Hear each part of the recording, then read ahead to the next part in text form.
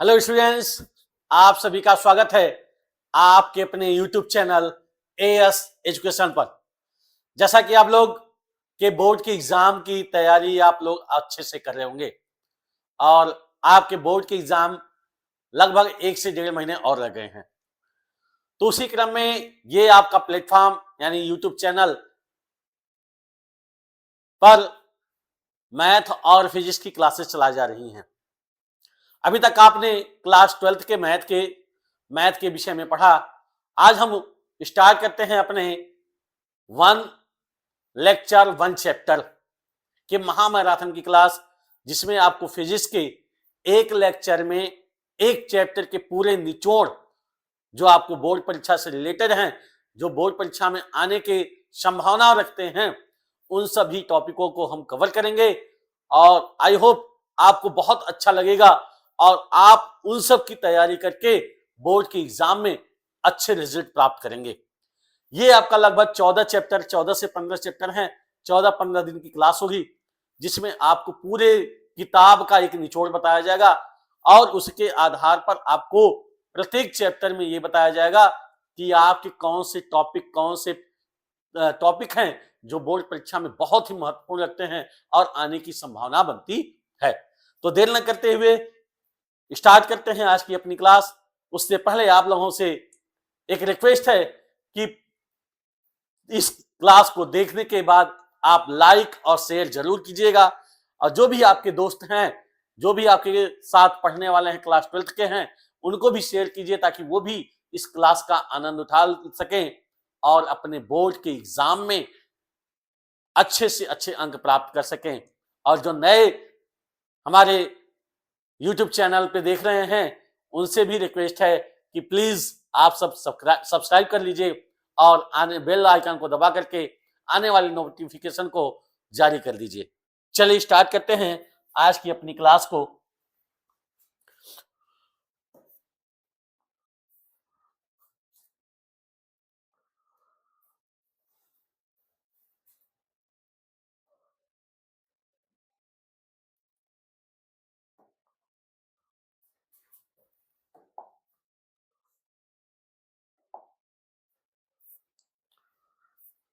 चलिए, तो पहला चैप्टर हमारा क्या है?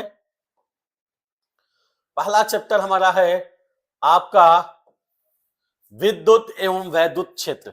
क्या है? विद्युत एवं वैद्युत क्षेत्र। सबसे पहले हम जानने का प्रयास करते हैं विद्युत होता क्या है, विद्युत किसे कहते हैं। हमने पढ़ा तो है, किताब से पढ़ा है विद्युत मतलब इलेक्ट्रिक जहां फ्लो हो रही है, लेकिन होता क्या है? एग्जाम्पल के तौर पे पहले हम ध्यान समझें कि जब हम किसी भी पेन को अपने बालों की तरफ रगड़ें, यानी अपने बालों के पास रगड़ें और उस बालों में रगड़ने के बाद अगर हम कागज के छोटे टुकड़ों के पास ले जाएंगे तो देखेंगे कि जो कागज के छोटे टुकड़े हैं इस पेन के पास चिपकने लगते हैं। इसका मतलब इलेक्ट्रॉन इसमें आ रहा है, यानी जो आवेश है वह इस पेन पर ग्रहण हो रहा है। तो आवेश ग्रहण करने की उसी प्रक्रिया को हम क्या कहते हैं? विद्युत कहते हैं। अब एक समय ऐसा आ जाता है कि जब हम इस पर आवेश यानी जो कागज के टुकड़े हैं वो आ रहे हैं और आने के बाद कुछ समय बाद बंद हो जाते हैं, यानी उनका आना बंद हो जाता है। तब हम कह सकते हैं कि ये जो पेन है हमारी वह क्या हो गई? वैद्युतमय हो गई, यानी यह पेन जो है विद्युत से भर गई है, यानी अब इस पर आवेश नहीं आ सकता है। तो इसका मतलब यह पेन हमारी क्या हो गई? विद्युतमय हो गई है। तो हम समझने का प्रयास करते हैं विद्युत क्या होता है। तो आवेश ग्रहण करने की प्रक्रिया को विद्युत कहते हैं तथा भौतिक विज्ञान की वह शाखा जिसके अंतर्गत इसके गुणों का अध्ययन किया जाता है, यानी विद्युत के गुणों का अध्ययन किया जाता है, वह भौतिक विज्ञान क्या कहलाता है? स्थिर वैद्युतिकी कहलाता है। क्या कहलाता है भैया? स्थिर वैद्युतिकी कहलाता है। अब बात आ गई आवेश की। तो आवेश क्या होता है? आवेश के विषय में हम समझने का प्रयास करते हैं। तो आवेश क्या है? वैद्युत आवेश वह गुण है जिससे युक्त वस्तु अन्य वस्तुओं पर वैद्युत बल आरोपित करती है, यानी उससे कोई वस्तु अगर जुड़ी हुई है वह दूसरे वस्तु पर क्या करती है?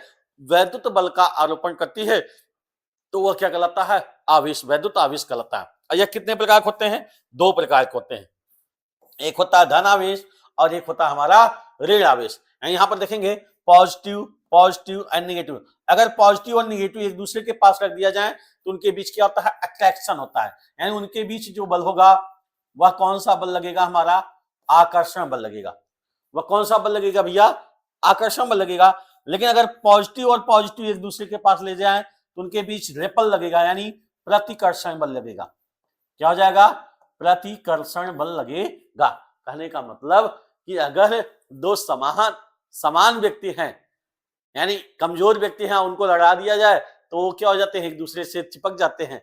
यानी जहां समान होंगे वहां एक दूसरे से दूर भागने, यानी मोटे मोटे तगड़े तगड़े व्यक्ति अगर एक दूसरे से लड़ा दिया जाए तो एक दूसरे से भागना शुरू कर देते हैं। तो वही चीज है कि जहां पर समान आवेश होते हैं वहां पर उनके बीच क्या होता है, प्रतिकर्षण बल लगता है, और जहां विपरीत आवेश होते हैं उनके बीच आकर्षण बल कार्य करता है। तो ये रहा हमारा आवेश की बात।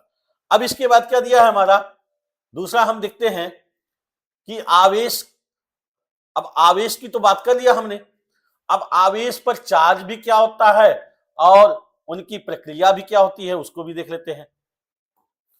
क्या है भैया, धनात्मक तथा ऋणात्मक दोनों आवेशों पर आवेश का मान समान लगभग 1.6 गुणे 10⁻⁻19 कितना होता भैया, 1.6 गुणे 10⁻⁻19 गुलाम।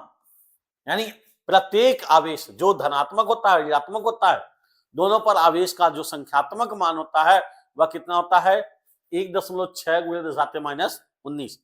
अब बात आती है धनात्मक पर यह प्लस हो जाता है, लेकिन ऋणात्मक पर क्या हो जाता है, -1.6 गुणे 10⁻⁻19 हो जाता है।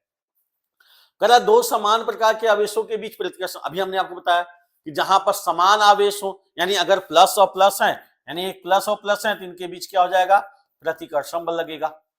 इनके बीच कौन सा बल लगेगा, प्रतिकर्षण बल। अगर एक प्लस है और एक माइनस है तो इनके बीच कैसा बल लगेगा, आकर्षण बल लगेगा। यानी जहां पर समान आवेश की बात होगी वहां पर प्रतिकर्षण बल लगेगा, और जहां पर विपरीत आवेश की बात होगी वहां पर आकर्षण बल कार्य करेगा।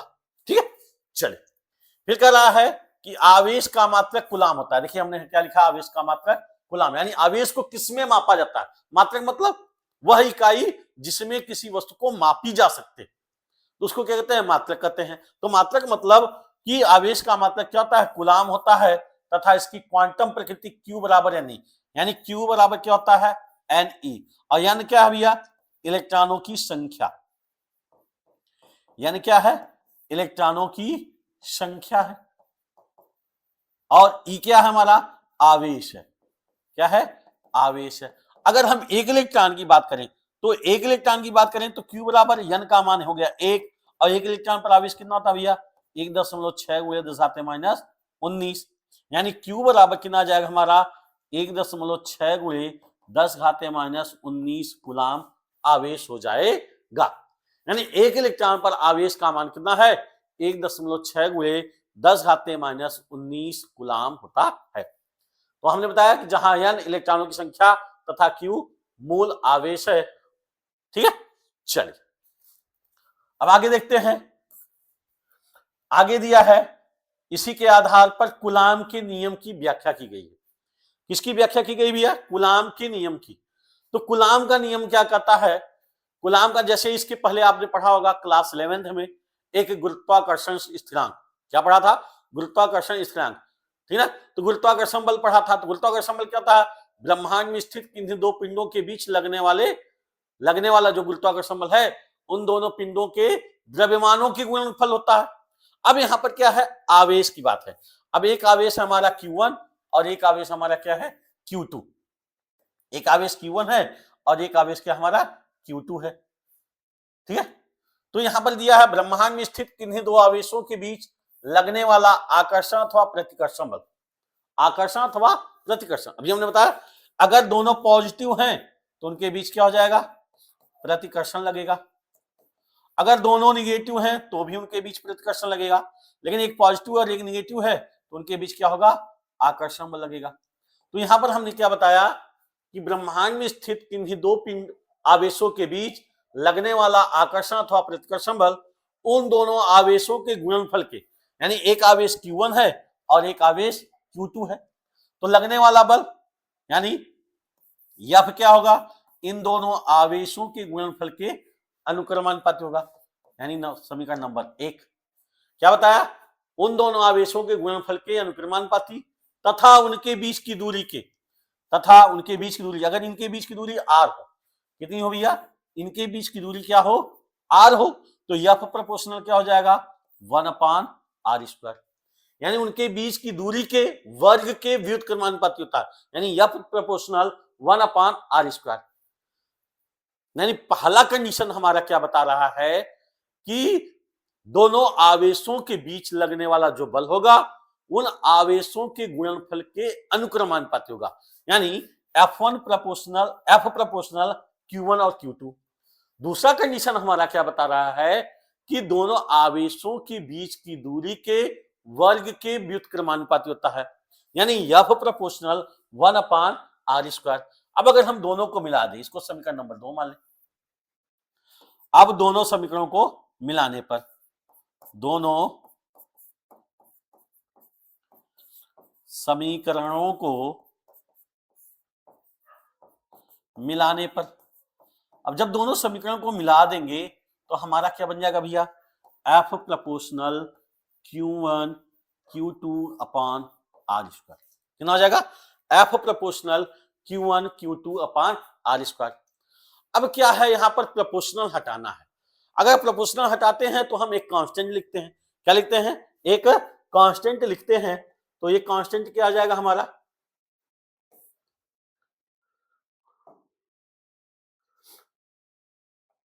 ये हमारा कांस्टेंट क्या आ जाएगा भैया,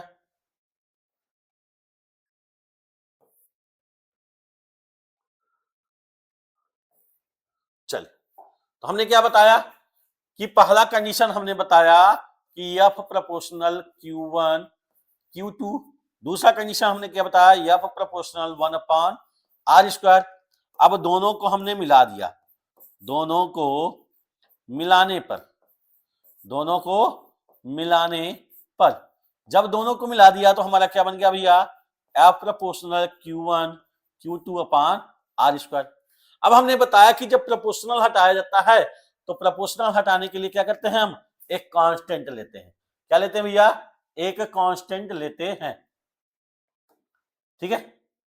अब ये कांस्टेंट लेंगे तो एक कांस्टेंट लेंगे तो क्या हो जाएगा, यानी F इक्वल टू क्या हो जाएगा, K Q1 Q2/r², या K के स्थान पर हम लिख देते हैं F equal to 1/4πε0 into Q1 Q2/r²। तो ये हमारा क्या हो जाएगा भैया, ये हमारा फार्मूला हो जाएगा किसके लिए, वैद्युत बल के लिए, किसके लिए, वैद्युत बल के लिए ये हमारा फार्मूला हो जाएगा। यानी कूलाम का नियम क्या कहेगा कि F equal to 1/4πε0 into Q1 Q2/r²। अब यहां पर दिया है ε0, तो जहां पर ε0 क्या होगा हमारा, जहां ε0 क्या होता है, इसको कहते हैं निर्वात की वैद्युतशीलता कहते हैं, निर्वात की वैद्युतशीलता कहते हैं, निर्वात की वैद्युतशीलता कहते हैं, ठीक है। अब ये निर्वात की वैद्युतशीलता होगी। अब अगर इसका मान निकालना चाहें तो मान निकालें, अगर हम मान निकालना चाहें तो इसका मान कितना होगा भैया, अब चूंकि 1/4πε0 का मान होता है 9 × 10 घाते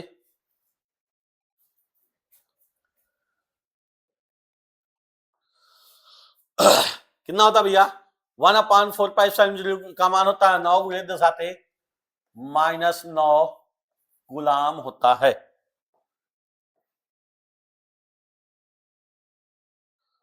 नौ × 10 घाते -9 कूलाम होता है।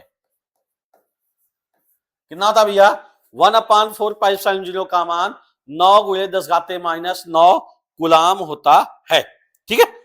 चलिए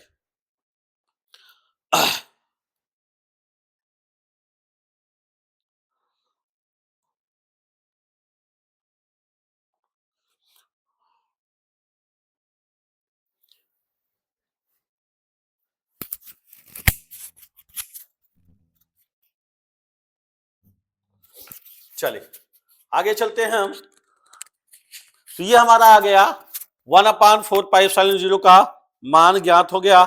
अब इसके आधार पर अब क्या करेंगे भैया, इसके आधार पर हम एप्सिलॉन नॉट का मान ज्ञात करते हैं। किसका मान ज्ञात करते हैं? एप्सिलॉन नॉट का मान ज्ञात करते हैं। ठीक है, तो एप्सिलॉन नॉट का मान ज्ञात करेंगे तो एप्सिलॉन नॉट का मान कितना होगा हमारा, चलिए एप्सिलॉन नॉट का मान कितना होगा,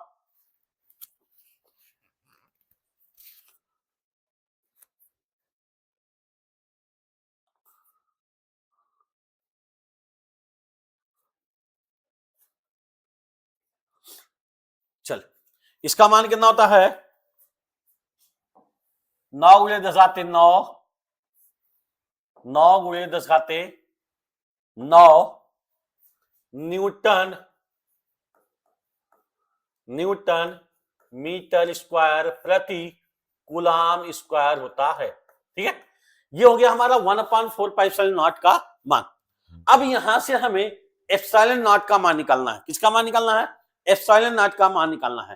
तो एप्सिलॉन नॉट का मान हम कैसे निकालेंगे, ध्यान से देखते हैं। एप्सिलॉन नॉट का मान निकालने के लिए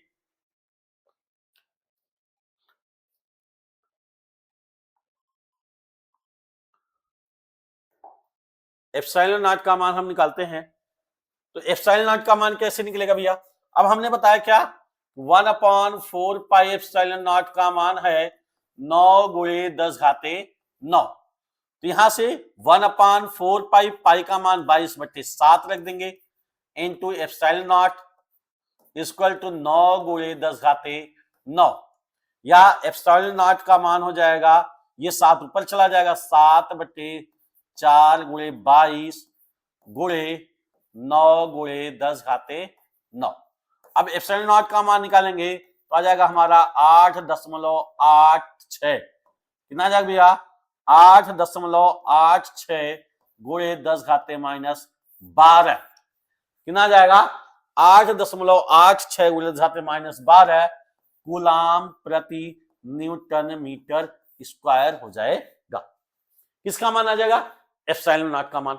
अब यहां पर हमें क्वेश्चन पूछा कि एप्सिलॉन नॉट की बीमा ज्ञात कीजिए। क्या पूछ रहा है भैया? एप्सिलॉन नॉट की बीमा ज्ञात कीजिए। तो कैसे निकालेंगे एप्सिलॉन नॉट की बीमा? अब देखिए वो एफ इक्वल टू क्या होता है भैया, 1/4π epsilon naught into Q1 Q2 upon R square.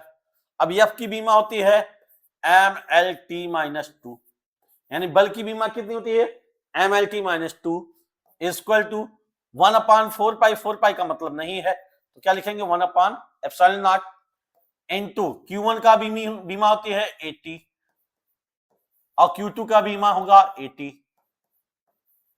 और R स्क्वायर की बीमा हो जाएगी L2। कितनी हो जाएगी भैया? L2। अब यहां से देखें तो L2 है और यहां T है तो इसका हो जाएगा MLT-2 और यहां क्या हो जाएगा 1/एप्सिलॉन नॉट, यहां पर हो जाएगा A2T2L-2। यहां से एप्सिलॉन नॉट की बीमा निकाल लेंगे तो एप्सिलॉन नॉट की बीमा बराबर कितना हो जाएगा भैया, A2T2L-2 अपॉन MLT-2। अब इसको हल करेंगे तो हमारी बीमा आ जाएगी M-1, L-2 है ये ऊपर चल जाएगा L-3, L-3 यहां -2 है, यहां 4 हो जाएगा T4 और A2। ये हमारा किसकी बीमा हो जाएगी भैया? एप्सिलॉन नॉट की बीमा हो जाएगी। ठीक है, तो आई होप आपको अच्छे से समझ में आया होगा। तो ये क्वेश्चन अधिकतर पूछा जाता है, यानी ये समझो कि आपके लिए बोर्ड के एग्जाम के लिए इंपॉर्टेंट है कि कूलाम का नियम कभी पूछा जा सकता है, कभी पूछ देगा एप्सिलॉन नॉट की बीमा क्या होगी। यानी एक नंबर के बहुविकल्पी क्वेश्चन में ये भी पूछ सकता है कि एप्सिलॉन नॉट की बीमा क्या होगी, तो आप जब आप निकाले रहेंगे तो उसको आसानी से हल कर सकते हैं। चलिए अगले अगले टॉपिक पर चलते हैं हम।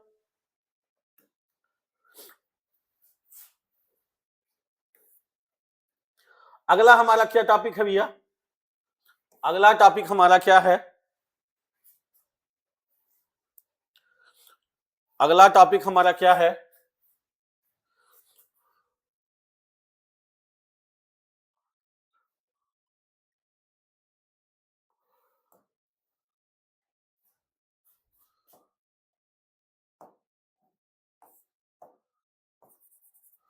अगला टॉपिक है हमारा वैद्युत बल की गुरुत्वाकर्षण बल से तुलना। क्या है हमारा? वैद्युत बल की गुरुत्वाकर्षण बल से तुलना। चलिए वैद्युत बल की गुरुत्वाकर्षण बल से तुलना करते हैं, देखते क्या होता है। ठीक है, चल क्या भैया? वैद्युत बल की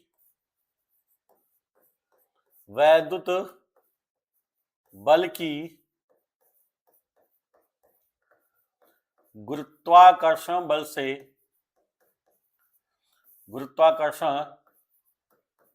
से तुलना। तो तुलना करते हैं, देखते हैं क्या मान होता है। अब अगर हम ध्यान देखें, गुरुत्वाकर्षण बल की बात करें, किसकी बात करें भैया? गुरुत्वाकर्षण बल की बात करते हैं। ठीक है, तो गुरुत्वाकर्षण बल की बात करें तो क्या हो जाएगा हमारा? गुरुत्वाकर्षण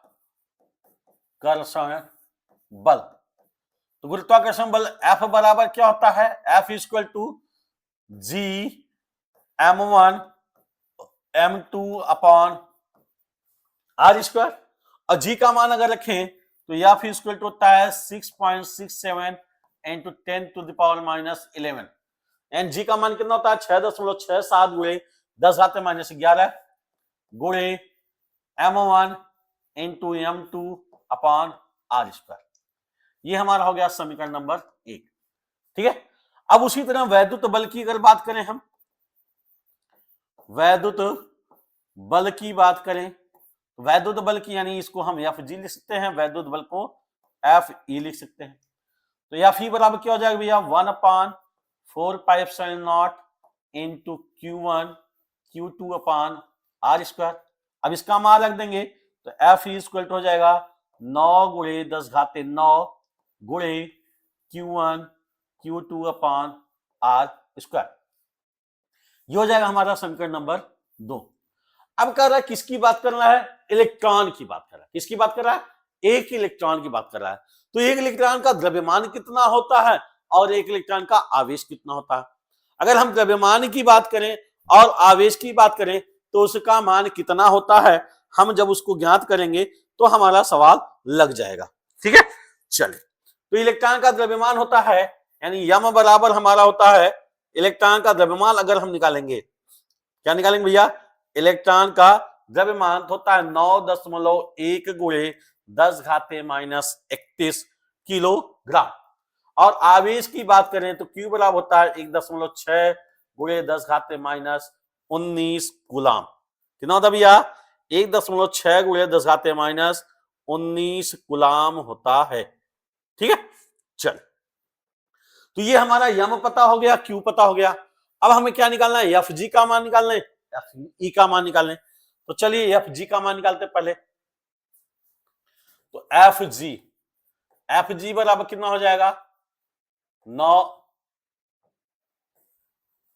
एफ जी का मान हो जाएगा 6.67 into 10 to the power minus 11 into m1 का मान कितना निकला भैया? 9.1 गुणे 10 घाते माइनस 31। 9.1 गुणे 10 घाते माइनस 31 गुणे 9.1 गुणे 10 घाते माइनस 31 अपॉन आर स्क्वायर। तो आर स्क्वायर तो वही रहेगा। अब यहां से एफ ई निकाल लें। एफ ई बराबर कितना हो जाएगा? 9 गुणे 10 घाते 9 गुणे इलेक्ट्रॉन का आवेश यानी 1.6 गुणे 10 घाते माइनस 19 गुणे 1.6 गुणे 10 घाते माइनस 19 बटे आर स्क्वायर। अब क्या करेंगे, दोनों का भाग दे देंगे, तो एफ जी अपॉन एफ ई बराबर कितना हो जाएगा, आर स्क्वायर से आर स्क्वायर कैंसिल हो जाएगा, बचेगा क्या हमारा भैया 6.67 इंटू 10⁻11 गुणे 9.1 गुणे 10⁻31 गुणे 9.1 गुणे 10⁻31 बटे, अब इसका मान लिख दें तो 9 गुणे 10⁻9 गुणे 1.6 गुणे 10⁻19 गुणे 1.6 गुणे 10⁻19, ठीक है। चलिए अब हम क्या कर सकते हैं, 9 से काटने के प्रयास करेंगे, तो दशमलव हटा दें, तो दशमलव हटा देंगे तो कितना आ जाएगा हमारा भैया 6.67 गुणे 10 अब देखिए 31 दूना 62, 62 10 72 1 73, कितना हो जाएगा 10⁻−73 गुणे 91 गुणे 91, यानी दशमलव हटा दिया हमने। अब यहां पर क्या हो जाएगा भैया 9 गुणे, यहां देखिए 19 दूना 38, या 19 में से 9 घटा देंगे तो 10 बचेगा, और 19 10 29, यानी 10⁻−29 गुणे, यहां दशमलव हटा देंगे कितना आ जाएगा भैया 16 गुणे 16 हो जाएगा, ठीक है ना, 16 गुणे 16 हो जाएगा। अब हम 9 से काटने का प्रयास करें तो 9 एक कम 9 हो जाएगा हमारा, 9 एक कम 9, 0.9 एक कम 9, कितना हो जाएगा भैया 10.1, ठीक है 10.1। अब गुणा कर लेंगे या फिर 4 से काट दें, तो 16 से काट देंगे 16, 16 3 48, 16 चौका 64, 16 चौके 64, 2 बचा 27 हो गया, और 16 दूनी 32 यानी 16 कम 16, 4 7 4 11, 16 छक्का 96, 16 7 112, ठीक है, कितना हो जाएगा। अब अगर इसको भी काटने का प्रयास करें, 16 से काटने का प्रयास करें, तो 16 85, 16 25 80 हो जाएगा, 11 बचा 110 हो जाएगा, 110 यानी 16 छक्का 96, और 16 छक्का 96, 4 बचा 16 छक्का 96 यानी 14 बचा, और 16 128, 16 9 144, लगभग 144, या इसको ऐसे लिख सकते हैं 0.42 गुणे 10.1 गुणे 5.7 गुणे कितना हो गया भैया 10⁻−73, और यहां कितना हो गया 29, -29 है तो प्लस चला जाएगा, +29 हो जाएगा। अब हम गुणा कर दें तो कितना आ जाएगा हमारा 101 दूना 202, 101 चौके 404, 404 और 20 424, 424, तो 1 और 1 3 4.24 गुणे 5.7 गुणे 10⁻73 में से 29 घटा देंगे, यानी 29 1 30, 30 43 और 1 44, कितना हो जाएगा 10⁻−44 हो जाएगा। अब इसको करेंगे तो 5 चौके 20, यानी लगभग हमारा कितना आ जाएगा भैया F G upon F E equal to, अगर हम लगभग बात करें, कितना बात करें लगभग की हम बात करें, तो लगभग हमारा कितना मान आ जाएगा, लगभग हमारा आ जाएगा, लगभग हमारा कितना मान आ जाएगा भैया, लगभग अगर हम निकालने का प्रयास करें तो 4.1 गुणे 10⁻42 आ जाएगा, तो यानी एफ जी बराबर क्या हो जाएगा 4.1 गुणे 10⁻42, यानी इन दोनों का अनुपात कितना आ जाएगा 4.1 गुणे 10⁻42 आ जाएगा, ठीक है। तो ये हमारा हुआ गुरुत्वाकर्षण बल,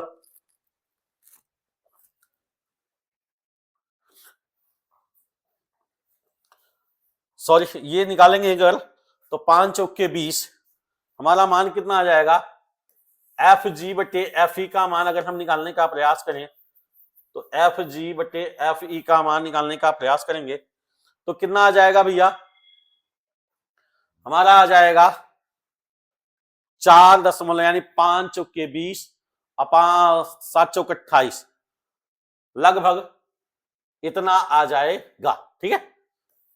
ये हमारा गुरुत्वाकर्षण और वैद्युत बल का मान आ जाएगा, ठीक है। चलिए अब अगले क्वेश्चन की तरफ चलते हैं, अगले टॉपिक पर हम चलने का प्रयास करते हैं। अगला टॉपिक हमारा क्या है? अगला दिया हमारा वैद्युत क्षेत्र। क्या कहते हैं? वैद्युत क्षेत्र किसे कहते हैं, यानी वैद्युत क्षेत्र का मान कितना होता है। तो वैद्युत क्षेत्र किसी वैद्युत आवेश अथवा वैद्युत आवेश के चारों ओर क्षेत्र, यानी जहां पर वह क्षेत्र जहां पर कोई वस्तु वैद्युत बल का अनुभव करती है, वह क्षेत्र क्या कहलाता है? हमारा वैद्युत क्षेत्र कहलाता है। वह क्या कहलाता है भैया? वैद्युत क्षेत्र कहलाता है। यानी विद्युत आवेश अथवा उसके चारों ओर का वह क्षेत्र जहां पर अन्य वैद्युत आवेश वैद्युत बल का अनुभव करता है। वैद्युत बल मतलब आकर्षण बल का अथवा प्रतिकर्षण बल का अनुभव करता है, तो वहां पर उस क्षेत्र को क्या कहते हैं? वैद्युत क्षेत्र कहते हैं। अब यहां पर अगर देखें तो यहां पर क्या है हमारा? ये पॉजिटिव चार्ज है तो इसके चारों का जो क्षेत्र होगा वह वैद्युत क्षेत्र होगा। यहां पर निगेटिव है तो ये पॉजिटिव है तो दूर जा रहा है, और निगेटिव है तो क्या इसके पास आ रहा है, तो ये हमारा क्षेत्र क्या हो जाएगा? वैद्युत क्षेत्र कहलाएगा। क्या कहलाएगा भैया? वैद्युत क्षेत्र कहलाएगा। ठीक है, चल फिर है वैद्युत बल रेखाएं। जब वैद्युत क्षेत्र की बात आती है तो वैद्युत बल रेखाएं होती हैं। यानी वैद्युत बल रेखाएं क्या होती हैं? प्लस से माइनस की ओर चलती हैं या माइनस से प्लस की ओर चलती हैं। तो देखने का प्रयास करेंगे तो वैद्युत बल रेखाएं कहां से कहां चलती हैं।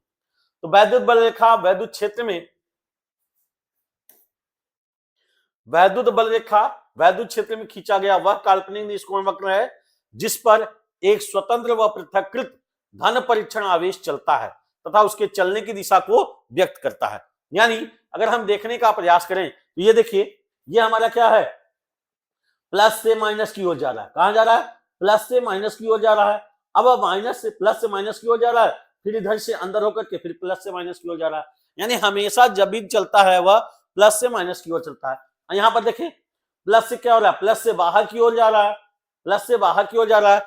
यहां पर भी देखेंगे तो प्लस से बाहर की ओर जा रहा है, लेकिन यहां पर देखिएगा प्लस से बाहर की ओर जा रहा है और माइनस से क्या हो रहा है? अंदर की ओर आ रहा है। यानी प्लस से बाहर चल रहा है, माइनस में क्या हो रहा है? अंदर की ओर आ रहा है। यानी यहां से प्लस से चलना प्रारंभ किया और वो कहां मिल गया? माइनस की तरफ। कहां मिल गया भैया? माइनस की तरफ। फिर अंदर से चल करके ये क्या हो जाता है? प्लस से माइनस की ओर चलता रहता है। अब जब चलता रहता है तो देख रहे हैं कि इनकी चलने की प्रक्रिया क्या है? ऐसे एक वक्रीय रेखा बनाते हैं। क्या बनाते हैं? वक्रीय रेखा बनाते हैं। और यही जो वक्रीय रेखा होती है वह क्या कहलाती है? हमारी वैद्युत बल रेखा कहलाती है। क्या कहलाती है भैया? वैद्युत बल रेखा कहलाती है। अब वैद्युत बल रेखाओं के गुण भी होते हैं।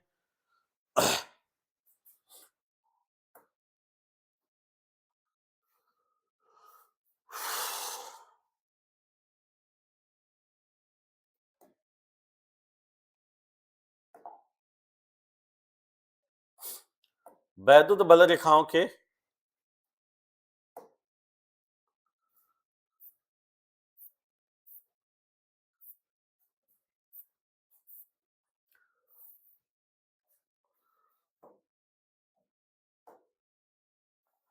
चले देखते हैं। तो ये क्या हमारा बताया? वैद्युत बल रेखाओं के गुण। यानी वैद्युत बल रेखाओं के गुण भी होते हैं। क्या गुण होते हैं? ये बल रेखाएं धनावेश से चलकर ऋणावेश पर समाप्त होती है। यहाँ पर देखिए प्लस से चलकर के कहां पर चल रही है? माइनस पर। यानी हमेशा प्लस यानी धनावेश से चलती है और कहां समाप्त होती है? ऋणात्मक यानी ऋणावेश पर समाप्त होती है। दूसरा कह रहा है वैद्युत बल रेखा के किसी बिंदु पर खींची गई स्पर्श रेखा उस बिंदु पर धनावेश पर लगने वाले बल की दिशा। यानी इस पर कोई हम स्पर्श रेखा खींच दें, इस पर कोई हम स्पर्श रेखा खींच दें तो हमेशा क्या बताती है? धन आवेश पर लगने वाले बल की दिशा को बताती है। अब कोई भी दो बल रेखाएं, अब देखिए दोनों बल रेखा, कोई दो बल रेखा एक दूसरे को कभी नहीं काटती, एक दूसरे को कभी नहीं काट सकती। यदि एक दूसरे को काटती तो कटान बिंदु पर दो स्पर्श रेखाएं खींची जा सकती। यानी अगर ये कहीं एक दूसरे को काट देती तो वहां पर क्या होती है? एक साथ दो स्पर्श रेखाएं खींची जा सकती। अब यानी एक साथ अगर दो स्पर्श रेखा खींच रहे हैं तो इसका मतलब वहां पर बल की दिशा दो होगी, जबकि ऐसा संभव नहीं। तो यहां पर कह रहा है कि कोई भी दो बल रेखाएं परस्पर काट नहीं सकती हैं। यदि एक दूसरे को काटती तो कटान बिंदु पर दो स्पर्श रेखाएं खींची जा सकती हैं, जबकि ऐसा संभव नहीं।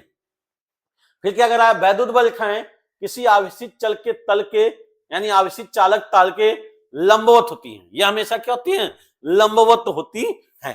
ठीक है, चलिए ये तो हो रहा वैद्युत बल रेखाएं। अब हम आते हैं वैद्युत क्षेत्र की तीव्रता। अगला टॉपिक हमारा क्या है? वैद्युत क्षेत्र की तीव्रता।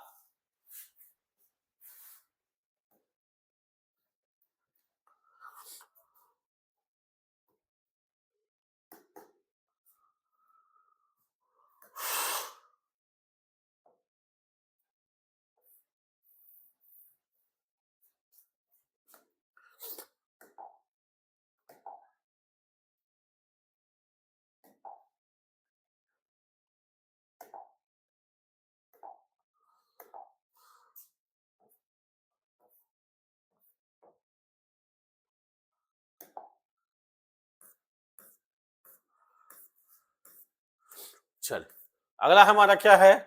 वैद्युत क्षेत्र की तीव्रता।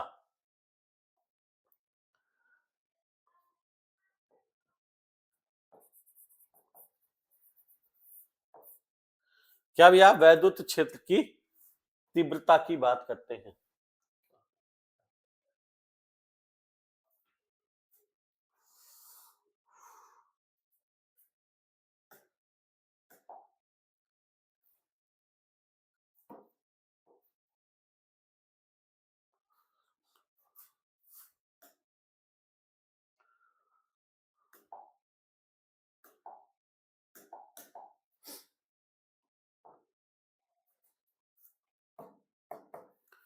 चलिए अच्छा देखते हैं वैद्युत क्षेत्र की तीव्रता।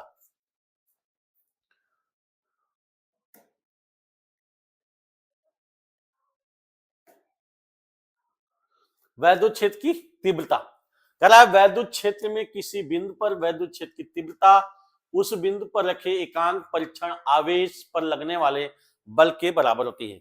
यानी वैद्युत क्षेत्र की तीव्रता क्या होती है? क्या होती है भैया?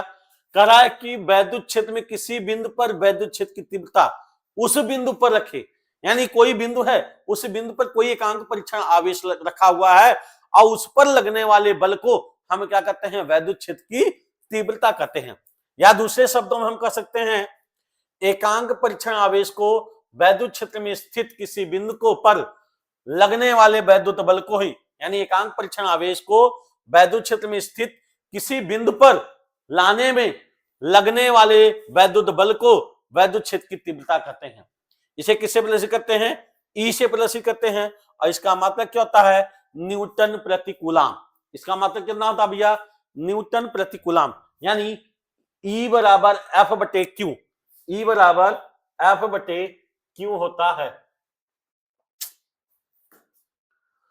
ई बराबर क्या होता है? एफ बटे क्यू होता है।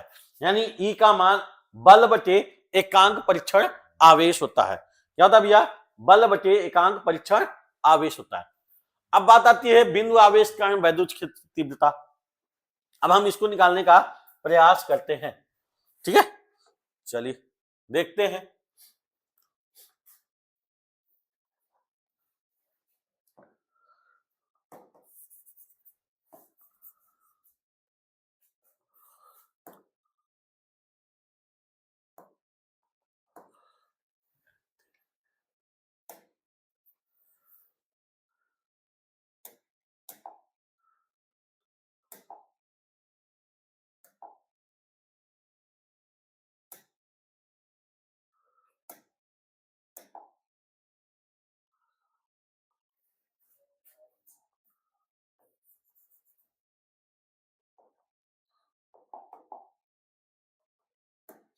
चल देखते हैं। कह किसी बिंदु आवेश के कारण वैद्युत क्षेत्र कितना।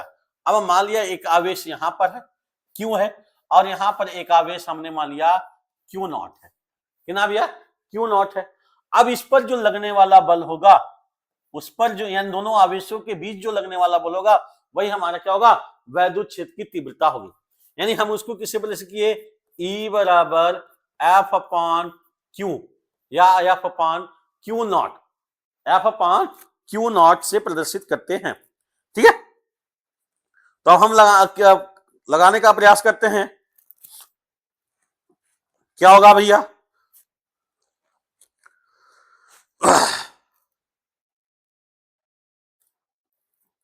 चले तो हम करने का प्रयास करते हैं। तो मान लेते हैं, माना प्लस क्यू आवेश बिंदु ओ पर स्थित है, यानी हमने इसको ओ मान लिया। क्या मान लिया? बिंदु ओ मान लिया। ठीक है, तो मान लेते हैं, माना प्लस क्यू आवेश बिंदु ओ पर स्थित है, बिंदु ओ पर स्थित है। क्या भैया? बिंदु ओ पर स्थित है, जिससे आर मीटर की दूरी पर, जिससे आर मीटर की दूरी पर, यानी ये आर मीटर, यानी इनके बीच की जो दूरी है कितनी है? आर है। तो आर मीटर की दूरी पर एकांक परीक्षण आवेश, एकांक परीक्षण आवेश क्या रखा गया भैया? क्यू नॉट रखा गया है, रखा गया है। अतः लगने वाला बल, लगने वाला बल, तो बल क्या होगा भैया? बल के विषय में हम निकालें तो बल हमारा कितना होगा? बल यानी F बराबर क्या होता है? 1/4 pi epsilon not into Q not upon R square. यानी बल का मान क्या होता है? F equal to 1/4 pi epsilon not into Q not upon R square. अब इसका मान कितना होता है? F इक्वल टू 9 गुणे 10 घात, यानी सॉरी, अब ये हमारा क्या हो गया? F का मान हो गया। अब हमें निकालना क्या है? E का मान। किसका मान निकालना भैया? E का मान। तो E बराबर क्या होता है? F upon Q not. E बराबर क्या होता है? F upon Q not. अब हम जब मान रख देंगे तो E बराबर क्या हो जाएगा हमारा? 1/4 pi epsilon not into Q not upon R square upon Q not. Q not से क्यू नॉट कैंसिल हो जाएगा, तो E बराबर हो जाएगा 1/4 pi epsilon not into Q upon R square. ये हमारा क्या हो जाएगा? वैद्युत क्षेत्र की तीव्रता हो जाएगी। क्या दिया है हमने? क्या बताया भैया कि जब कोई आवेश किसी वैद्युत क्षेत्र में रखा है और उस पर किसी अन्य आवेश द्वारा बल लग रहा है, तो उस आवेश के द्वारा जो लगने वाला बल होगा वही हमारा क्या होगा? वैद्युत क्षेत्र की तीव्रता होगी। ठीक है ना? तो यहां पर हमने देखा कि ये आवेश प्लस क्यू, ये जो हमारा प्लस क्यू आवेश है ये बिंदु ओ पर स्थित है, इससे आर मीटर की दूरी पर एक क्यू नॉट आवेश है। अब इन दोनों के बीच लगने वाला बल क्या हो जाएगा? F equal to 1/4 pi epsilon not into Q not upon R square. और चूंकि E बराबर क्या होता है? F अपॉन क्यू नॉट, तो E बराबर हो जाएगा, F का मान रख दिया हमने और क्यू नॉट से क्यू नॉट कैंसिल हो जाएगा, तो बचेगा E equal to 1/4 pi epsilon not into Q upon R square. ये हमारा बहुत ही इंपॉर्टेंट टॉपिक है, ये नोट कर लीजिएगा, बहुत ही इंपॉर्टेंट टॉपिक है। ये बोर्ड परीक्षा में कई बार पूछा गया है। जितने भी हम आपको इंपॉर्टेंट बताते जा रहे हैं उसको नोट कर लीजिएगा, अच्छे से तैयार कर लीजिएगा, वो आपके बोर्ड के एग्जाम में अधिकतर पूछे जाते हैं। ठीक है, चलिए अगले क्वेश्चन की तरफ चलते हैं, अगले टॉपिक पर।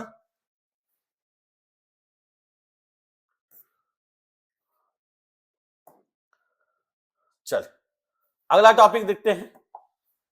अगला टॉपिक दिया हमारा आवेशों का वितरण, यानी हमने वैद्युत क्षेत्र की तीव्रता, वैद्युत पढ़ लिया, कूलाम का नियम पढ़ लिया, वैद्युत बल रेखाओं को पढ़ लिया, वैद्युत क्षेत्र को पढ़ लिया, वैद्युत क्षेत्र की तीव्रता को पढ़ लिया। अब उस पर आवेश का वितरण, यानी आवेश कैसे वितरित होता है, आवेश कैसे वितरित होता है, हम उन सब के विषय में जानने का प्रयास करेंगे। तो दिया है आवेशों का वितरण यानी चार्ज डिस्ट्रीब्यूशन। तो आवेशों का वितरण क्या होता है? यदि किसी पृष्ठ अथवा सतह पर आवेश, किसी पृष्ठ अथवा सतह पर आवेश समान रूप से वितरित हो, क्या हो भैया? समान रूप से वितरित हो रहा हो, तो उसे सतत आवेश या वितरण कहते हैं, उसे सतत आवेश वितरण कहते हैं। क्या कहते हैं भैया? सतत आवेश वितरण कहते हैं। और यह आवेशों का वितरण कितने प्रकार होता है? 3 प्रकार से। आवेशों का वितरण 3 प्रकार से होता है। कितने प्रकार से होता है? 3 प्रकार से होता है। कौन कौन से भैया? देखें, पहला है रैखिक आवेश वितरण, दूसरा है पृष्ठीय आवेश वितरण, तीसरा है आयतन आवेश वितरण। क्या भैया? आयतन आवेश वितरण। पहले की हम चर्चा करते हैं, पहला हमारा रैखिक आवेश वितरण। रैखिक की बात कर रहा है, रैखिक की, रैखिक का मतलब एक सरल रेखा में, एक सीधी रेखा में बात कर रहा है। किसकी बात कर रहा है? एक सीधी रेखा की, एक सरल रेखा की बात कर रहा है। तो वहां पर हम देखते हैं यानी तार में बात कर रहा है। किसकी बात कर रहा है भैया? तार की। यानी यदि पतले तार में क्या दिया है? यदि एक पतले तार पर आवेश एक समान रूप से वितरित होता है तो इसे रैखिक आवेश वितरण कहते हैं तथा इसकी प्रति एकांक लंबाई पर आवेश रैखिक आवेश घनत्व कहलाता है। क्या कहलाता है? प्रति एकांक लंबाई पर, प्रति एकांक लंबाई पर क्या कहलाता है? रैखिक आवेश घनत्व कहलाता है। इसे किससे प्रदर्शित करते हैं? लैम्डा से प्रदर्शित करते हैं। अब माना कोई रेखीय आवेश वितरण कई सूक्ष्म खंडों से मिलकर बना है। यदि सूक्ष्म लंबाई dl हो एंड डेल्टा एल हो, dl हो, तो dq बराबर क्या हो जाएगा? लैम्डा dl, और लैम्डा बराबर क्या हो जाएगा? dq बटे dl, dq बटे dl। यानी एकांक लंबाई में वितरित आवेश की मात्रा को हम आवेश रेखिक आवेश वितरण कहते हैं। क्या कहते हैं? यानी यहां से अगर हम निकालना चाहें तो हम कह सकते हैं एकांक लंबाई के तार में, एकांक लंबाई के तार में वितरित आवेश को रेखिक आवेश वितरण कहते हैं। क्या कहते हैं भैया? रेखिक आवेश वितरण कहते हैं। क्या कहते हैं? रेखिक आवेश वितरण कहते हैं। ठीक है, चलिए अब दूसरे की बात करते हैं। दूसरे का विषय में हम देखते हैं।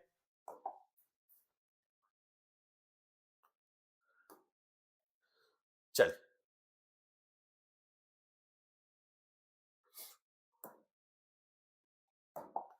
दूसरे की हम बात करते हैं। दूसरा पृष्ठीय आवेश वितरण। क्या है भैया? पृष्ठीय आवेश वितरण है। करा यदि किसी पृष्ठ पर आवेश सतत रूप से वितरित होता है, यानी अपृष्ठ की बात कर रहा है। देखिए ये पृष्ठ हमारा, ये हमारा क्या है? पृष्ठ है। अपृष्ठ पर आवेश सतत रूप से वितरित होता है तो उसे पृष्ठीय आवेश वितरण कहते हैं तथा इसके प्रति एकांक क्षेत्रफल पर आवेश पृष्ठ घनत्व कहलाता है। यानी प्रति एकांक क्षेत्रफल क्या कहलाता है? आवेश पृष्ठ आवेश घनत्व कहलाता है या पृष्ठीय आवेश घनत्व कहते हैं। और इसे किससे प्रदर्शित करते हैं? इसको हम सिग्मा से प्रदर्शित करते हैं। किससे प्रदर्शित करते हैं भैया? सिग्मा से प्रदर्शित करते हैं। किससे प्रदर्शित करते हैं? सिग्मा से प्रदर्शित करते हैं। ठीक है, तो इसको हम सिग्मा से प्रदर्शित करते हैं, यानी सिग्मा से प्रदर्शित करते हैं। ठीक है ना? अब सिग्मा से प्रदर्शित करते हैं यानी सिग्मा बराबर क्या हो गया? सिग्मा बराबर dq अपान ds। क्या हो जाएगा भैया? dq अपान ds हो जाएगा। ठीक है, dq अपान ds हो जाएगा।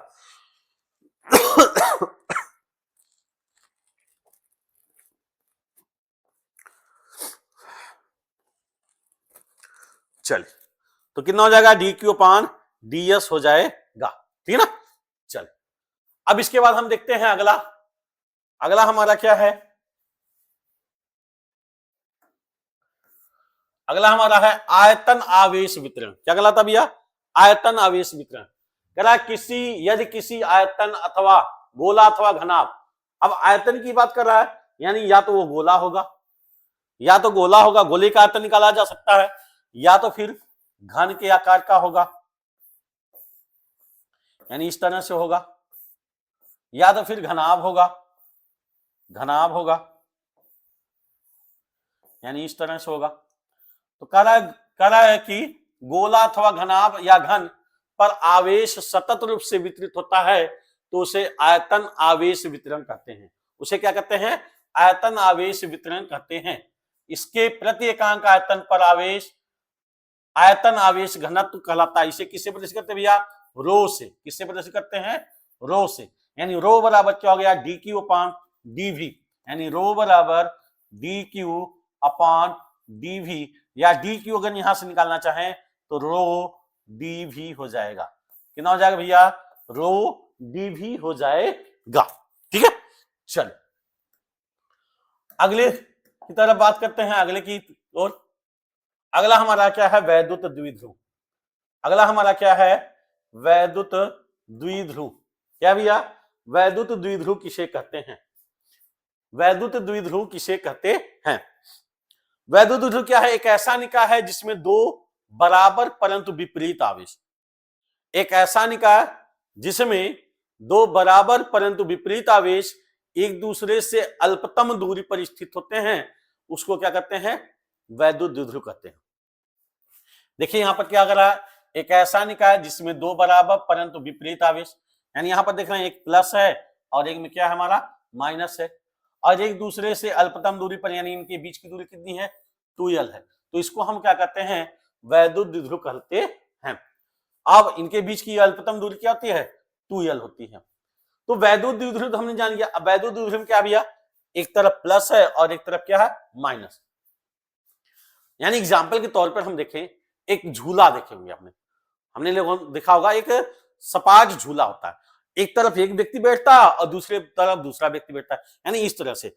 यानी ये हमारा झूला है, एक तरफ ये व्यक्ति बैठ रहा है और एक तरफ ये व्यक्ति, यानी अगर ये इधर दबा रहा है तो ये ऊपर चला जाएगा, अगर ये दबा रहा है तो ये ऊपर चला जाएगा, यानी एक दूसरे के विपरीत होते हैं। लेकिन विपरीत होते हैं तो इसका मतलब क्या? अगर ये दबाएगा तो ये क्या करेगा? घूमने का प्रयास करेगा।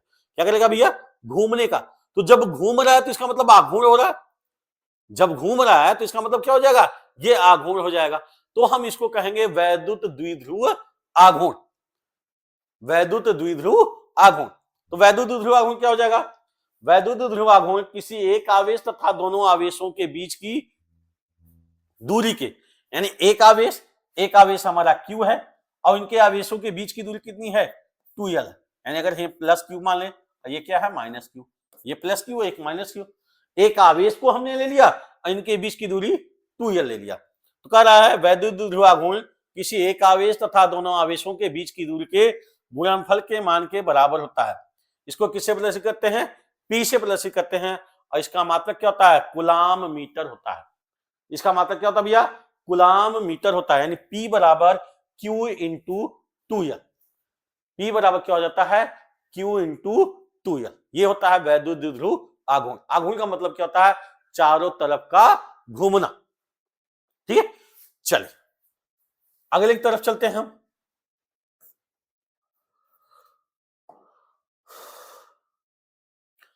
अगला हमारा क्या है?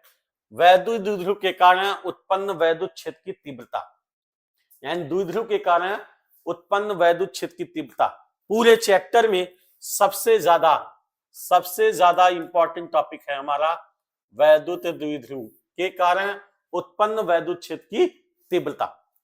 अब ये तीव्रता कितने प्रकार की होती है? दो प्रकार की होती है। एक अच्छी स्थिति में होती है और एक हमारी निरक्षी स्थिति में। यानी एक अच्छी स्थिति में होगी और एक क्या होगी? निरक्षी स्थिति में होगी। तो हम पहले अच्छी स्थिति की बात करते हैं। अच्छी स्थिति मतलब अक्ष पे, यानी क्षैतिज अक्ष पर। निरक्षी स्थिति मतलब क्षैतिज अक्ष से ऊर्ध्वाधर ऊपर की तरफ। तो हम अच्छी स्थिति की बात करते हैं। चलिए अच्छी स्थिति में क्या दिया भैया? माना अब ये एक वैद्युत द्विध्रुव है, यानी ए बी है, यहां पर प्लस आवेश है, यहां पर क्या? माइनस आवेश है। यानी यहां पर एक तरफ माइनस आवेश है, एक तरफ प्लस आवेश है, और ये क्या हमारा मध्य बिंदु O है। अब जब मध्य बिंदु O है तो ये दूरी कितनी हो जाएगी? L हो जाएगी, इतनी दूरी, और ये दूरी क्या है? L है। अब इसके मध्य बिंदु से, यानी यहां से R मीटर की दूरी पर, कितनी दूरी पर भैया? R मीटर की दूरी पर एक बिंदु P स्थित है। अब यहां पर हमें वैद्युत क्षेत्र की तीव्रता ज्ञात करनी है। क्या करनी है? वैद्युत क्षेत्र की तीव्रता ज्ञात करनी है। तो एक क्या करेगा? एक यानी दो तरफ से लगेगी, तो क्या हो गया? माना एक वैद्युत द्विध्रुव AB एक वैद्युत क्षेत्र E में स्थित है, जिसके मध्य बिंदु O से R मीटर की दूरी पर स्थित बिंदु P पर वैद्युत क्षेत्र की तीव्रता ज्ञात करनी है। अब हम माइनस Q आवेश के पहले क्या करेंगे? माइनस Q आवेश के कारण निकालते हैं। किसके द्वारा भैया? माइनस Q आवेश के कारण। तो लिखते हैं माइनस Q आवेश के कारण बिंदु P पर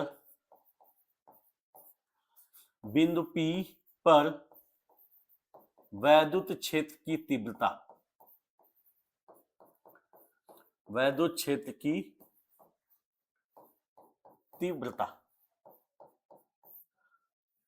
वैद्युत क्षेत्र की तीव्रता, इसको हम मानते हैं E1, इसको मानते हैं E2। क्यों? माइनस की तरफ है तो E1 अंदर की तरफ आ जाएगा, तो E1 बराबर क्या हो जाएगा 1/4πε0 into Q upon R। R कहां से कर रहा है भैया? माइनस से कर रहा है। कहां से कर रहा है? माइनस से, यानी यहां से कर रहा है। अब ये यहां से यहां तक की दूरी R है और ये दूरी यल है, यानी ये दूरी पूरी यल है। अब पूरी दूरी हम मिलाएंगे तो क्या हो जाएगा R प्लस एल का होल स्क्वायर। कितना हो जाएगा भैया? R प्लस एल का होल स्क्वायर, यानी समीकरण नंबर 1 हो जाएगा। ये समीकरण नंबर क्या हो जाएगा? 1 हो जाएगा। अब इसके बाद माइनस क्यू आवेश के कारण निकालना है। किसके द्वारा? माइनस क्यू आवेश के द्वारा।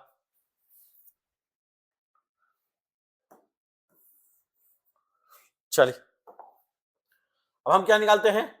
माइनस क्यू आवेश के द्वारा। अब हम निकालेंगे प्लस क्यू आवेश के कारण, प्लस क्यू आवेश के कारण वैद्युत क्षेत्र की तीव्रता, वैद्युत क्षेत्र की तीव्रता। तो ये E2 बराबर कितना हो जाएगा भैया? 1/4πε0 इंटू Q अपान R। अब R की बात करें तो R का मान हमारा कितना हो जाएगा? R का मान हम देखें तो R का मान हमारा कितना हो जाएगा भैया? हमने क्या बताया? ये माइनस है,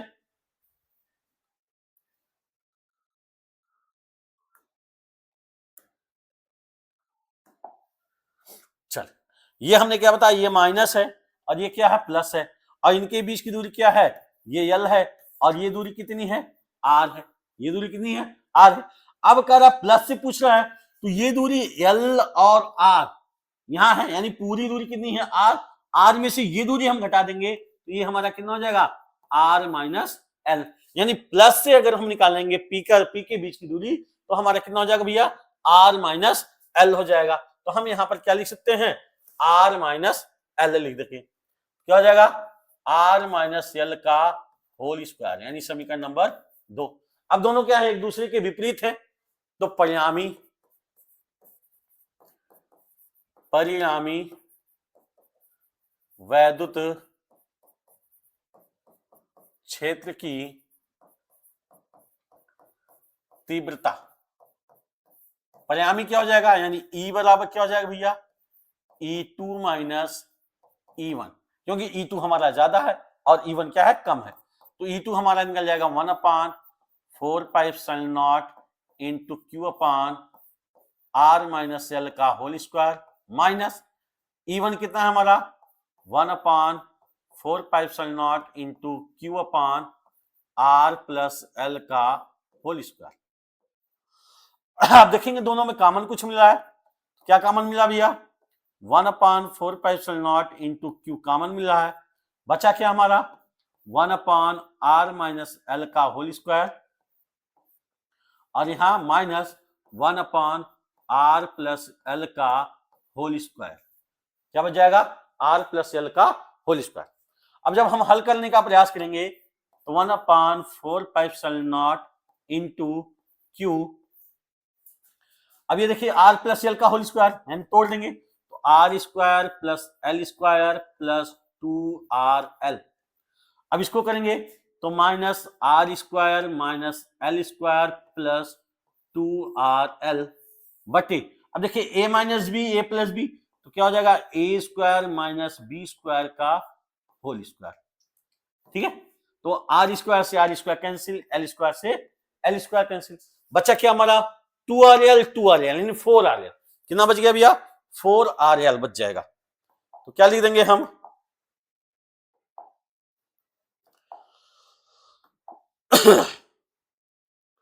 क्या लिख देंगे? यानी E equal to 1/4πε0 into Q, यहां कितना हो जाएगा भैया? 4RL upon R square minus L square का होल स्क्वायर। कितना हो जाएगा? R square minus L square का होल स्क्वायर। अब इसको हम इससे लिख सकते हैं E equal to 1/4πε0 into 2q into L. क्या लिख सकते हैं भैया? 2q into L into 2r upon R square minus L square का होल स्क्वायर। अब देखिए 2 दूना 4 यानी 4qrl है, तो 2ql अगर हम देखें तो 2ql हमारा क्या है? अभी हमने बताया था, क्या बताया था भैया कि P बराबर क्या होता है? Q इंटू 2l, यानी 2ql बराबर क्या है? P, यानी वैद्युत द्विध्रुव आघूर्ण। तो यहां पर हम क्या लिख देंगे? P लिख देंगे। तो E बराबर हो जाएगा हमारा 1/4πε0 into P into 2r upon R square minus L square का होल स्क्वायर। अब हम मान लेते हैं कि माना एल का मान क्या हो? आर की अपेक्षा बहुत ही कम हो, यानी एल का मान क्या हो? नगण्य हो, न के बराबर हो। तब क्या हो जाएगा भैया? ई बराबर 1/4πε0 इंटू क्यू इंटू 2pr बटे आर स्क्वायर का होल स्क्वायर, यानी आर के पावर 4। अब एक आर से एक आर कैंसिल हो जाएगा, तो हमारा बच जाएगा क्या भैया? E equal to 1/4πε0 into 2p upon R cube. ये हमारा क्या हो जाएगा? अक्षीय स्थिति में वैद्युत क्षेत्र की तीव्रता हो जाएगी। किसी में? अक्षीय स्थिति में, यानी E का मान 1, यानी E बराबर क्या हो जाएगा? 1/4πε0 into 2p upon R cube. किसमें हो जाएगा भैया? अक्षीय स्थिति में वैद्युत क्षेत्र की तीव्रता हो जाएगी। ठीक है, चलिए अब दूसरे कंडीशन की बात करते हैं, निरक्षीय स्थिति की। अब दूसरा हमारा निरक्षीय स्थिति की हम बात करते हैं।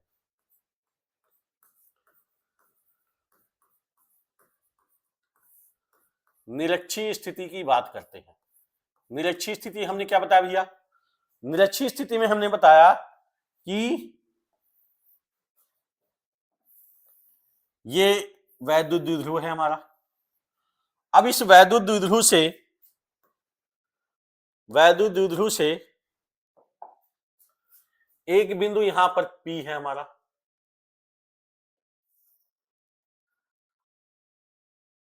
ठीक है।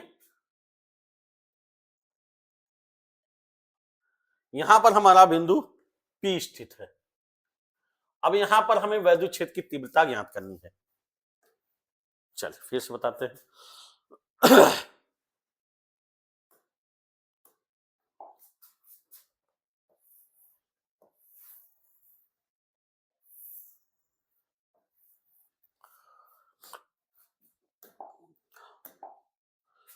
ये हमारा क्या है? यहां पर स्थित है कोई बिंदु P है, ठीक है। यहां पर हमें क्या निकालना है?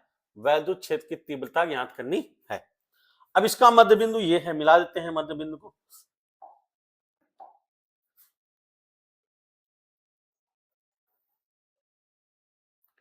ये मध्य बिंदु है हमारा, ये क्या हमारा मध्य बिंदु है। अब इसको हम मानते हैं ए, इसको मानते हैं बी। यहां पर है प्लस क्यू आवेश और यहां पर हमारा क्या है? माइनस क्यू आवेश। अब ये मध्य बिंदु ओ है, ठीक है ना। ये दूरी हमारी कितनी है भैया? एल है। ये भी दूरी कितनी है? एल है। और ये दूरी कितनी है? आर है। कितनी है? आर है। तो अब हम यहां पर देखेंगे तो माना एक वैद्युत द्विध्रुव, एक वैद्युत द्विध्रुव ए बी वैद्युत क्षेत्र में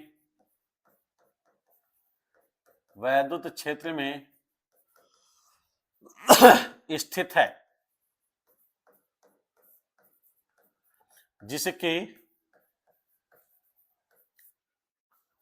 मध्य बिंदु ओ से ऊर्ध्वाधर ऊर्ध्वाधर निरक्षीय स्थिति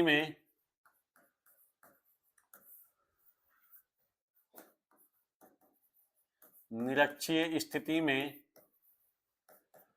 r मीटर की दूरी पर की ऊंचाई पर इस बिंदु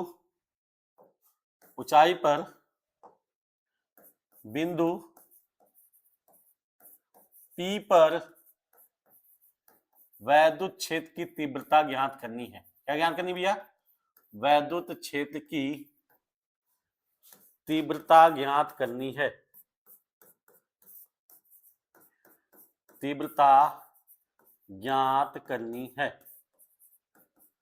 ठीक है, वैद्युत क्षेत्र की तीव्रता ज्ञात करनी है। अब यहां से अगर हम देखें, ध्यान रखें, ये प्लस क्यू है तो प्लस क्यू से ऊपर की ओर लगेगा वैद्युत क्षेत्र, यानी E1 लगेगा। क्या लगेगा? E1 लगेगा। अब यहां से देखें माइनस क्यू से कहां लगेगा? ये नीचे की ओर लगेगा, यानी E2 लगेगा। अब देखें अगर E1 इस क्षैतिज से देखें तो थीटा कोण बना रहा है। कितने कोण बना रहा है भैया? थीटा कोण बना रहा है। अब जब थीटा कोण बना रहा है तो इसके दो घटक होंगे, एक क्षैतिज घटक यानी E1 cos थीटा होगा और एक ऊपर क्या हो जाएगा? E2 यानी E1 sin थीटा हो जाएगा। ठीक ना? अब अगर E2 की बात करें तो E2 के भी दो घटक होंगे, यानी एक E2 cos थीटा होगा और एक क्या हो जाएगा हमारा? E2 sin थीटा हो जाएगा। कितना हो जाएगा भैया? E2 sin थीटा हो जाएगा। यानी दो घटक, प्रत्येक के कितने घटक काम कर रहे हैं? दो घटक काम कर रहे हैं। कितने घटक काम कर रहे हैं भैया? दो घटक काम कर रहे हैं। तो जब दो घटक काम कर रहे हैं तो इस अवस्था में अगर हम निकालने का प्रयास करेंगे, क्या निकालें? इस अवस्था में अगर हम निकालने का प्रयास करेंगे तो क्या हो जाएगा हमारा? अब ये भी हम मान लेते हैं थीटा को बन रहा है। चल, तो अगर हम इसमें निकालने का प्रयास करें तो ये दूरी पहले निकालें, तो ये देख रहे हैं कि ये क्या है? लंबवत है, r दूरी है, ये 90 अंश का कोण बना रहा है और ये कितनी दूरी है? l दूरी है। तो ये कितना हो जाएगा भैया? Under root r square plus l square, या इसको भी निकालेंगे तो हमारा क्या हो जाएगा? r square plus l square, Pythagoras प्रमेय के अनुसार। अब यहां हम लिखेंगे माइनस क्यू आवेश के कारण वैद्युत क्षेत्र की, माइनस क्यू आवेश का है बिंदु P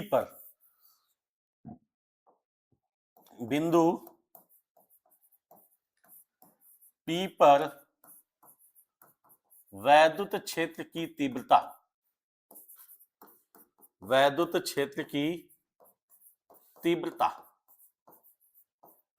यानी बिंदु P पर निकालेंगे तो E2 बराबर कितना हो जाएगा? E2 बराबर हो जाएगा 1/4πε0 into Q upon R। R का मान कितना हो जाएगा? R square plus L square, समीकरण नंबर 1। अब माइनस क्यू आवेश यानी प्लस क्यू आवेश का निकालेंगे तो प्लस क्यू आवेश के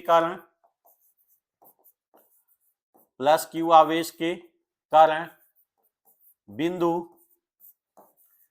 P पर वैद्युत क्षेत्र की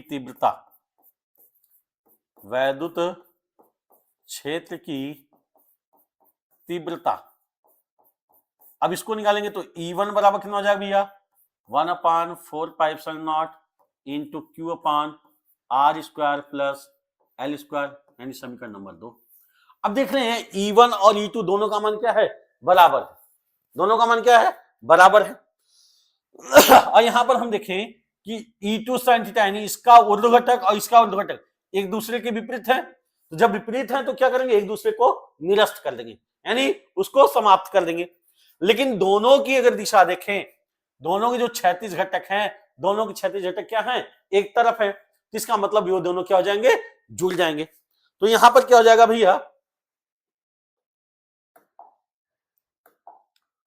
यहां पर क्या हो जाएगा? लिखेंगे चूंकि E1 व E2 के ऊर्ध्व घटक, ऊर्ध्व घटक, ऊर्ध्व घटक क्या है भैया? E1 साइन थीटा तथा E2 साइन थीटा एक दूसरे के बराबर, एक दूसरे के बराबर परंतु विपरीत दिशा में है। कहाँ है भैया? विपरीत दिशा में है, एक दूसरे के बराबर परंतु विपरीत दिशा में है। अतः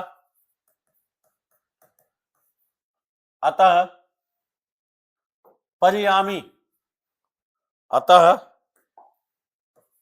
परिणामी क्षैतिज घटकों के योग के बराबर होगा, क्षैतिज घटकों के योग के बराबर होगा। क्यों?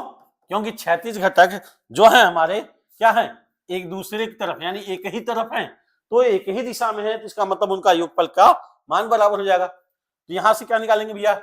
E बराबर क्या हो जाएगा?